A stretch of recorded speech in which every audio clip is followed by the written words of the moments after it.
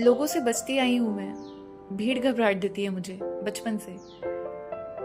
हर शादी हर जगह जाने से पहले रोती हूँ ताकि रोक ली जाऊं और कोई कह दे मत जा, बैठी रह घर पर मेरी आदतों से वाकिफ है ये शख्स। इन्हें पता है कि जब भी कहीं जाने को कहा जाएगा तब 100 बहाने बनाऊंगी और झगड़ा शुरू कर दूंगी, फिर रोने लगूंगी ताकि रोक ली जाऊं। मैं उनमें से हूँ जिन्हें अजनबी पसंद नहीं है, और अगर कोई अजनबी जिसे जिंदगी में आए कुछ ही महीने हुए हो तब भी घुल नहीं पाती जल्दी।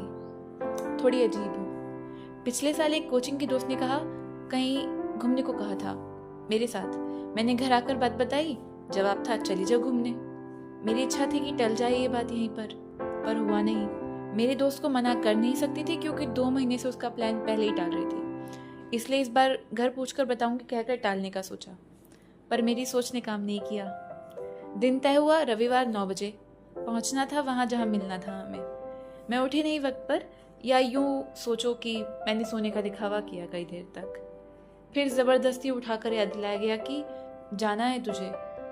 मैं उठी, तैयार हुई, फिर बेतुकी बात पर झगड़ी, बहुत बुरी तरह की रोने लगूं। फिर किसी तरह बात टले ऐसा सोचा, पर हुआ नहीं कुछ ऐसा। जिस तरह उठाई गई थी उस तरह लड़ झगड़ कर भेजी गई। घर से निकली तो बस नहीं मिली। अब जो निकल गई थी तो सफर तय करना ही था। मोबाइल में बैलेंस नहीं था जो लेकर गई थी, तो इसीलिए अपने दोस्त को घर से कहकर निकली थी कि रास्ते भर कॉल करते रहना, देखो तुम्हारी साइड पहली बार आ रही हूँ, मुझे घबराहट होती है और मैं रास्ते जानती नहीं हूँ मोस्टली। घबराहट हुई दोबारा मुझे जब मैं बस में पहली बार चढ़ी। उस एरिया साइड में कभी गई नहीं ना, इसलिए। फिर मुझे याद आया कि अरे यार फोन में तो बैलेंस ही नहीं है, कॉल कैसे करूंगी अगर मैं खो भी गई तो फिर एक मैसेज आया मेरे फ़ोन पे, आपके फ़ोन में बैलेंस है। एक्चुअली मेरा रिचार्ज हो गया था। मेरा रिचार्ज बिना कहे कर दिया गया था घर से। उस दिन महसूस हुआ कि कोई है जो बहुत अच्छे से समझता है मुझे। खैर मैं घूमकर आई और घर आकर खुश हुई कि कुछ तो नया किया। एक्चुअली अच्छा भी लगा।